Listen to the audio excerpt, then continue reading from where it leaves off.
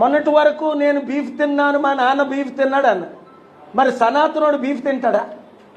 ముస్లిం వేషం వేస్తాడా?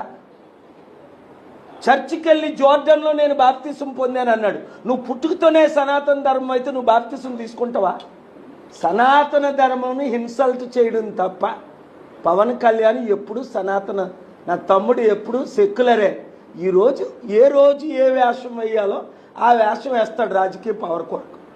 బయటకు వచ్చేస్తాడు బాగుపడాలంటే.